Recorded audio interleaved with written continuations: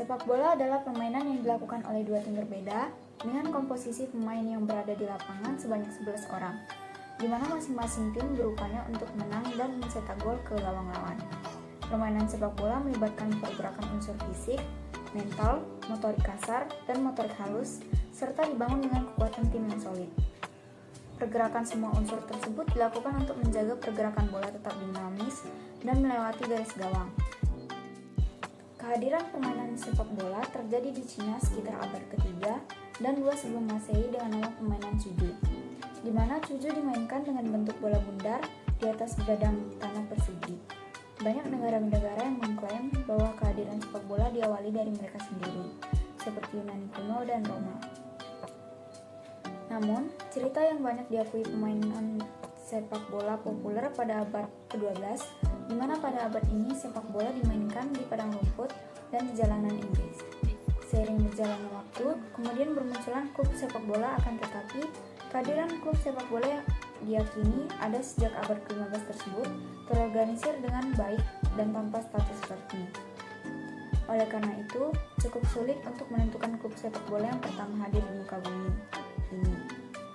Beberapa sejarawan Inggris mempercayai bahwa terdapat klub profesional yang dibentuk di Inggris pada tahun 1862 dengan nama klub Inggris Notts County.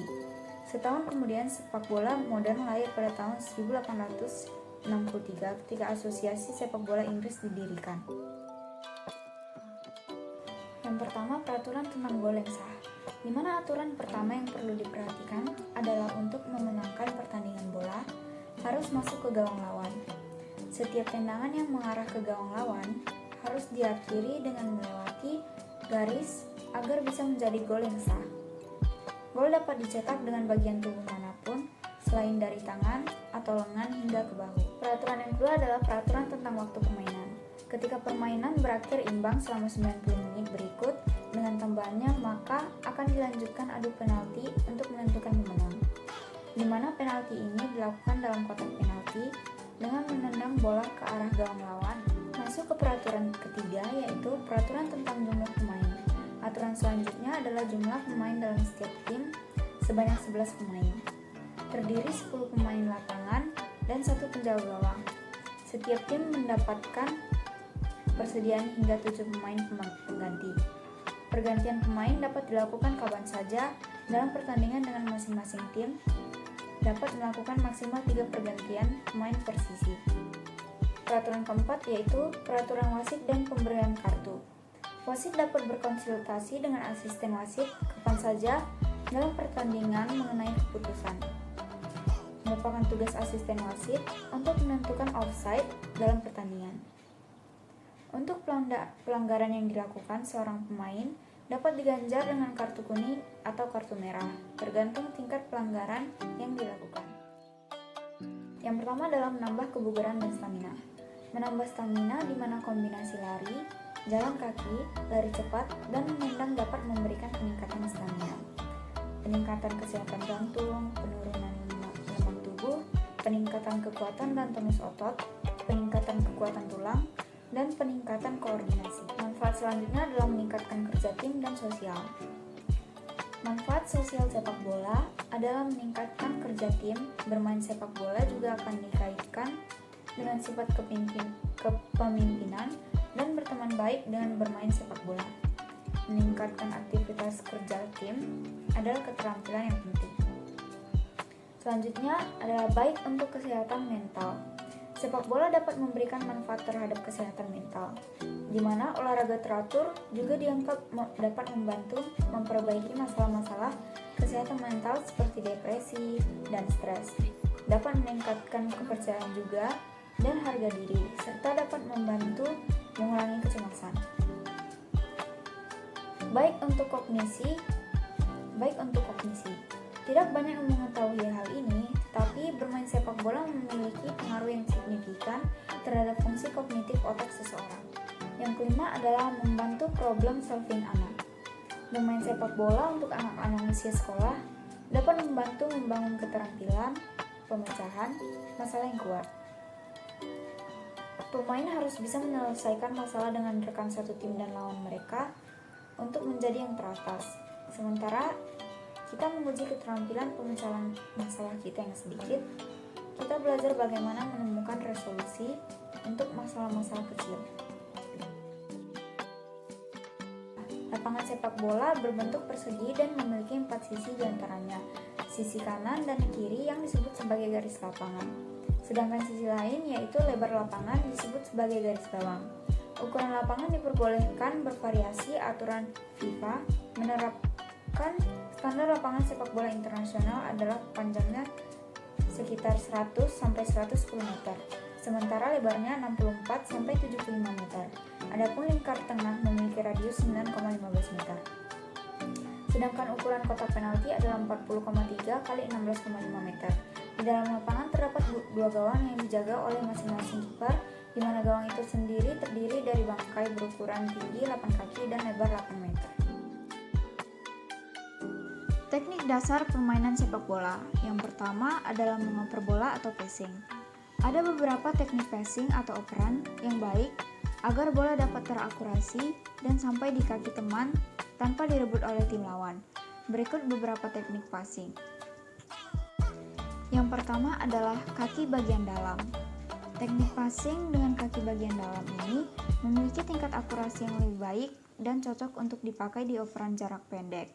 Memiliki kecepatan sedang dan bola kecil kemungkinan akan selambung tinggi, sehingga rekan kita pun semakin mudah menerima operan kita. Yang kedua adalah kaki bagian luar.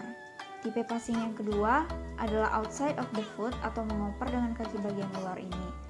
Teknik ini perlu sering latihan agar akurasinya tepat, karena agak lebih susah dengan jenis passing yang pertama. Dan yang ketiga adalah in-step drive. Teknik passing in-step drive dipakai untuk passing jarak jauh. Posisi tendangan berada di bagian tengah, agak ke bawah, sehingga bola bisa mencapai target yang jauh. Pemain harus memperhatikan titik ini dan harus menggunakan feeling agar bola sampai di rekan kita. Anda dapat mengayunkan tangan untuk menjaga keseimbangan. Yang keempat adalah chip pass. Teknik ini dipakai untuk dapat mencapai titik umpan yang terhadang oleh lawan dengan melambungkan bola. Teknik ini bisa dipakai untuk jarak pendek maupun jangka pendek. Hanya saja jarak antara kita dengan lawan harus agak jauh, agar bola tidak terhenti dan terkena tubuh lawan. Teknik dasar menghentikan bola atau menerima bola. Berikut teknik dasar menghentikan atau menerima bola. Yang pertama yaitu menggunakan kaki bagian bawah atau telapak kaki. Yang kedua, menggunakan kaki bagian dalam. Seperti saat mengoper bola, kaki bagian dalam juga bisa dipakai untuk menghentikan bola. Saat bola mau sampai, kaki juga bergerak mengikuti arah gerakan bola agar bola tidak terpantul dan bisa mendarat dengan sempurna. Yang ketiga yaitu menahan bola dengan kaki bagian luar. Bagian luar juga bisa dipakai untuk menahan bola. Namun, teknik ini lebih sulit dilakukan ketimbang teknik yang pertama dan kedua. Namun lebih efektif dari segi kecepatan. Pemain bisa langsung menghentikan bola, terus di dribbling, dan lanjut untuk menyerang. Masuk ke teknik menggiring bola. Yang pertama adalah dribbling dengan menggunakan sisi kaki bagian dalam. Dribbling yang pertama adalah menggunakan sisi kaki bagian dalam. Caranya adalah dengan menyentuh bola dengan sisi kaki bagian dalam dan posisi kaki adalah tegak lurus menghadap bola. Yang kedua adalah dribbling dengan sisi kaki bagian luar. Keterampilan mengontrol bola ini digunakan ketika pemain yang menguasai bola sedang berlari dan mendorong bola sehingga bisa mempertahankan bola tersebut tetap berada di sisi luar kaki.